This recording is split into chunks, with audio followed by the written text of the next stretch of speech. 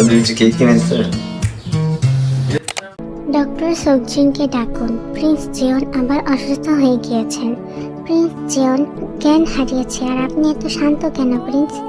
আমি আর কি বলবো, দেখতে দেখতে এখন আমার অভ্যাস হয়ে গিয়েছে। হতভম্বতে সে সময়ই বাটলার ডক্টর সোকজিনকে নিয়ে আসেন।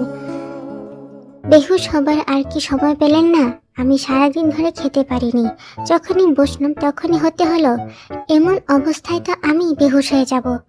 ডক্টর হয়ে এভাবে কথা বলছে, তাও প্রিন্সদের সাথে গর্দান যাবার একটু ভয় নেই।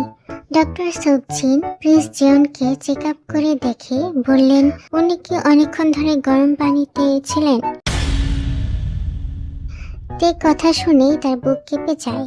ক্রাউন প্রিন্স মাথা দুলিয়ে হ্যাঁ সম্মতি দিল। ওনার ওভারহিট হয়েছে, অতিরিক্ত তাপমাত্রার কারণে ওনার ব্লাড প্রেশার ডাউন হয়ে গিয়েছে। এখন কি করতে হবে? প্রথমত ওনাকে ঠান্ডা জায়গায় নিয়ে শোয়াই দিন। আমি ওনাকে আপাতত ইনজেকশন দিয়ে দিচ্ছি।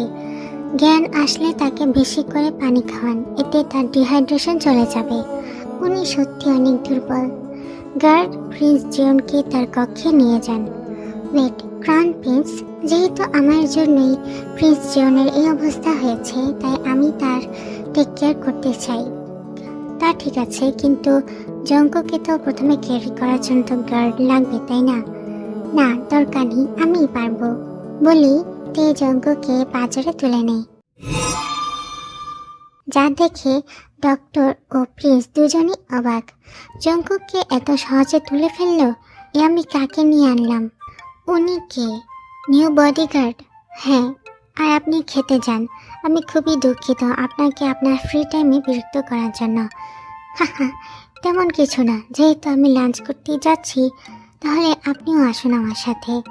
না, আজকে সম্ভব না, আমার ওয়াইফ আমার জন্য অপেক্ষায় আছে খাবার নিয়ে। তাহলে কিছু তো করার নেই। এক্সকিউজ মি, প্লিজ আমাকে বলেন প্রিন্স জিওনের রুম কোথায়? আমি তো নতুন, আমি জানি না, চলুন আমার সাথে। প্রিন্স জিওনের বেডরুম। তে অজ্ঞাত জঙ্কুককে আস্তে করে বেডে শোয়া দেয় এবং তার রুমের পর্দাগুলো খুলে দেয়।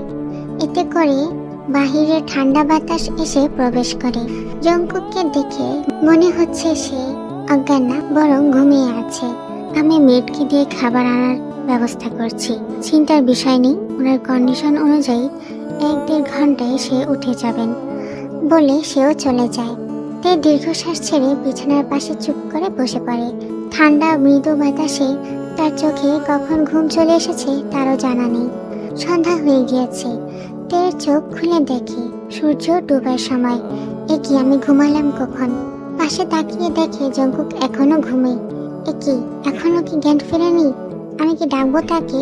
তে জঙ্কুককে ভালো করে তাকিয়ে দেখে মানুষটা সত্যি অনেক কাহিল। এমনিতেই ধবধবে সাদা, তার মধ্যে শুয়ে থাকাতে মনে হচ্ছে টোকা দিলে কাচের মতো ভেঙে যাবে। যাই হোক, এখন আমি আছি তাকে প্রোটেক্ট করার জন্য, আমার দায়িত্ব। তে আপনা আপনি নিজের মনে জঙ্কুককে আগলে রাখার জন্য দৃঢ় প্রতিজ্ঞাবদ্ধ হলো।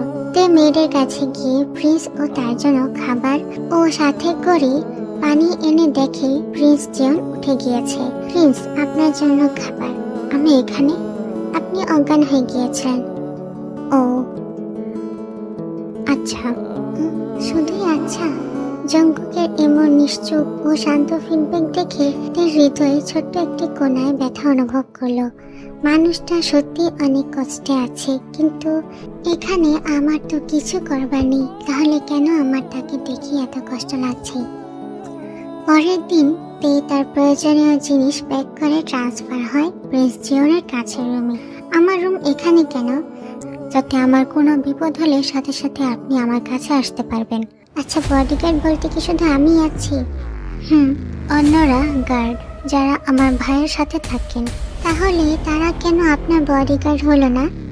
কারণ তারা বিশ্বাসের যোগ্য না। আচ্ছা, তাহলে আপনাকে কেন প্রায় অ্যাটাক করা হয়? আপনি কে হন তা জানার নিজের দায়িত্ব শুধু পালন করুন। ও হ্যাঁ, তাই তো, আমি তো কিছুই না। তো সেখান থেকে চলে যায়। এভাবে চলে গেল কেন? আমি কি ভুল করেছি নাকি?